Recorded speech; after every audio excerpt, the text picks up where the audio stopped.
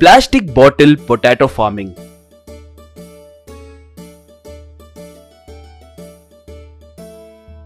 एक गांव में दयानंद नाम का एक गरीब किसान हुआ करता था।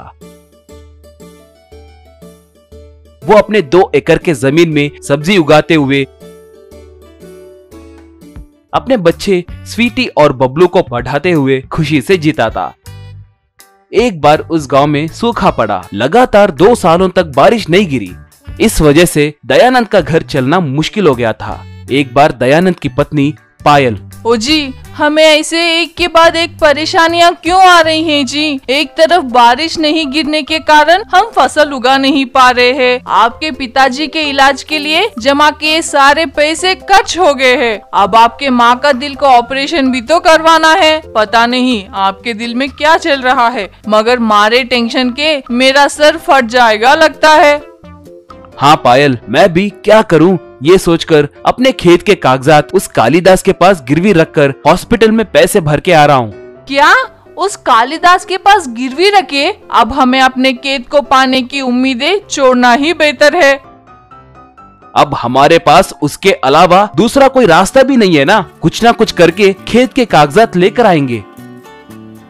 थोड़े दिन बीते। दयानंद की माँ की हालत ठीक हुई। गांव में खूब बारिश गिरी। तालाब और कुएं सब पानी से भर गए। किसान बहुत खुश होकर बीज बोने लगे। दयानंद भी अपने खेत में आलू के बीज बोने लगा। 1 महीना बीता। दयानंद के खेत में आलू के पौधे अच्छे से उगे। वो देखकर दयानंद, अम्मा और 2 महीने बीते तो बस है, उस कालिदास के मुंह पे कर्ज के पैसे फेंक कर खेत के कागजात वापस ले सकता हूँ सोचा। मगर इतने में वहाँ पर कालिदास आया। कालिदास को देखते ही दयानंद, अरे कालिदास जी, आइए आइए, आप अपने पैसों के बारे में चिंता ना करें। 2 सालों के बाद बारिश अच्छे से गिर रही है, तालाब से पानी अच्छे से मिल रहा है। 2 महीने इंतजार किए तो मैं आपका पूरा कर्ज चुका दूंगा। फसल बेचने के बाद आपके पूरे पैसे दे दूंगा।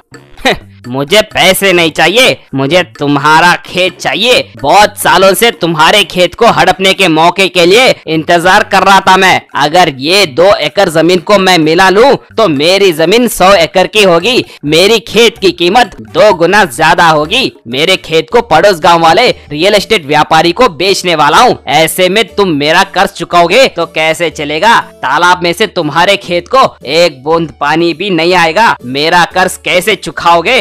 मैं भी देखता हूँ। इस गांव में मेरी बात को टाल के तुम्हें मदद करने की हिम्मत कोई नहीं करेगा, कहकर वहाँ से चला गया। दयानंद उदास होकर बैठा था।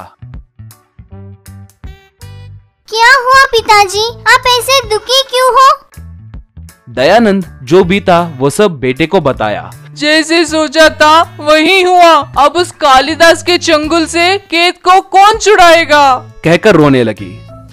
माँ, आप रोना बंद करो। इतनी छोटी से बात के लिए इतना घबराने की जरूरत नहीं है। 2 दिन पहले ही स्कूल में हमारे मास्टर जी हमें नए तरीके से खेती बाड़ी के बारे में बताए। हम प्लास्टिक बोतल की मदद से बूंद बूंद पानी पौधों को मिले जैसे कर सकते हैं। पिताजी, हम अभी प्लास्टिक रिसाइकलिंग दुकान को जाएंगे, चलिए। दयानंद और बबलू प्लास्टिक रिसाइकलिंग दुकान को गए। वहां मौजूद सारे प्लास्टिक बॉटल्स को खरीदकर अपने खेत के पास लेकर आए। अपने खेत में हर पौधे के पास एक लकड़ी को गाड़कर उन्हें वो प्लास्टिक बॉटल्स जोड़े।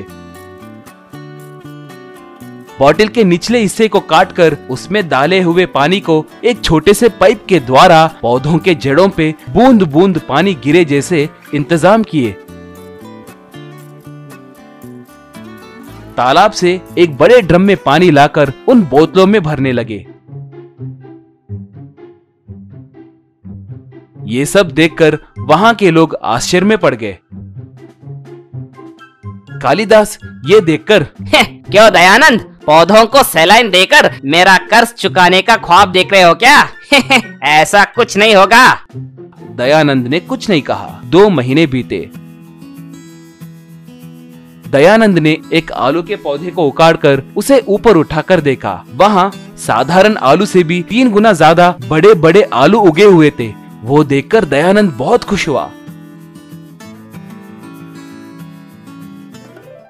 3 गुना ज्यादा फसल हाथ आते देख दयानंद ने अपने फसल को ज्यादा पैसों में बेचा। उससे आए पैसों से सारा कर्ज चुकाकर अपने खेत के कागजात वापस ले लिया। दयानंद को देखकर बाकी के किसान भी प्लास्टिक बोतलों की मदद से फसल उगाने लगे। Plastic bottle watermelon farming. Sambalpur नाम के गांव में विराट नाम का एक सीधा साधा एक व्यक्ति रहता था।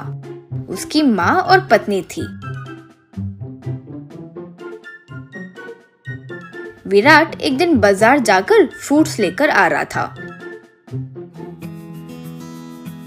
विराट अपनी पत्नी मीना से, अरे सुनती हो, आजकल माँ की तबीयत ठीक नहीं है ना, ये फ्रूट्स को टाइम टू टाइम उन्हें देते रहना। ठीक है जी। वाह, ये वाटरमेलन देखने में कितना ताजा है जी। मीना वाटरमेलन को काटने लगी। फिर उसने देखा कि पूरा वाटरमेलन खराब हो चुका था। अरे अरे अरे, ये क्या धोखा है जी। फल बाहर से इतना फ्रेश नजर आ रहा है और अंदर से पूरा सड़ा हुआ है जी। हाँ, मुझे भी वो धोखेबाज लगता है। कवर में डाल के दो, जाके पूछ कर आता हूँ। इतने में विराट की माँ वहाँ आई। बेटा, अब लड़ाई झगड़ा क्यों चाहिए हमें, छोड़ दो। फिर भी विराट उस वाटरमेलन शॉप के पास गया। क्यों भाई, इतना बड़ा धोखा? फल देखने में तो इतना ताजा है और अंदर से पूरा सड़ा हुआ है। ऐसे व्यापार करते हो? क्या भाई, फल के अंदर कैसा है ये मैं काट कर देखूं क्या? और तुम्हारी वजह से बाकी कस्टमर्स घबरा जाएंगे। जाओ यहाँ से। ये सब देख रहे एक दूसरा कस्टमर जो उम्र में बड़ा था। बेटा, उन्हें ये सब बोलकर कोई फायदा नहीं है। फल को ऊपर से अच्छे रंग का दिखाने के लिए ये वो इंजेक्शन मिला रहे हैं। बहुत मिलावट चलती है बेटा। हाँ, अच्छा, बड़े आए बोलने वाले। अपने आप को समझते क्या हो भाई? अगर इतना मुश्किल है तो क्यों खरीदते हो? वैसे इसकी कीमत आपको मालूम है? इन्हें उगाना कितना मुश्किल है पता है? एक फल ठीक नहीं निकला तो ऐसे सुनाओगे? ये देखो, जो फल मैंने खरीदा वो भी अच्छा नहीं है, तुम ही रख लो। खरीदना है तो खरीदो, वरना यहाँ से जाओ, हमें कोई फर्क नहीं पड़ता। यूँ हंसने लगा। वो बातें सुनकर विराट घर लौट आया। घर पर विराट बैठकर बहुत दुखी हुआ। कुछ देर बाद विराट मन में, हाँ, हमारे घर के पीछे अच्छी खासी जगह है ना, उसमें वाटरमेलन उगा सकता हूँ ना। यूँ सोचने लगा। विराट अपने पत्नी मीना के पास जाकर, मीना, हमारे घर के आंगन की जगह में वाटरमेलन उगाने की सोच रहा हूँ री। क्या उतनी जगह पर? क्यों जी, इतनी छोटी चीज को बेफिजूल का बड़ा कर रहे हो?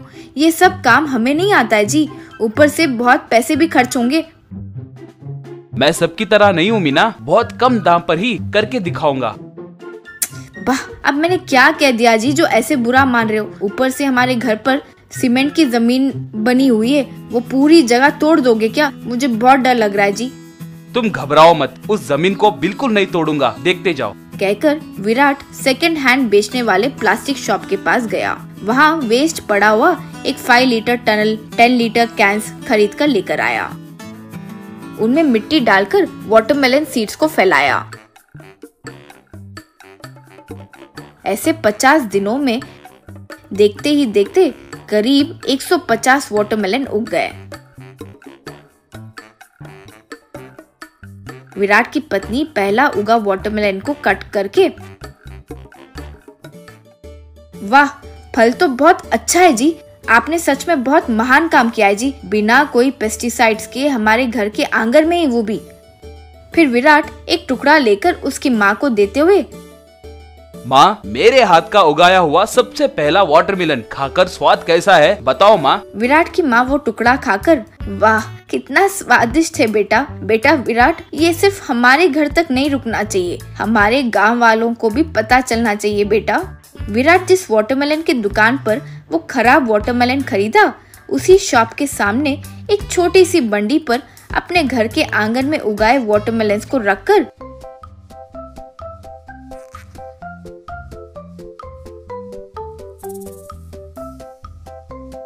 घर पर उगाए वाटरमेलन्स भाई, घर पर उगाए वाटरमेलन्स। इसमें कोई केमिकल्स नहीं है, पेस्टिसाइड्स नहीं है, ऊपर से बहुत कम दाम के हैं। आओ भाई आओ। कहते हुए बेचना शुरू किया। सारे लोग एक एक वाटरमेलन खरीदते हुए सारे वाटरमेलन्स खरीद लिए।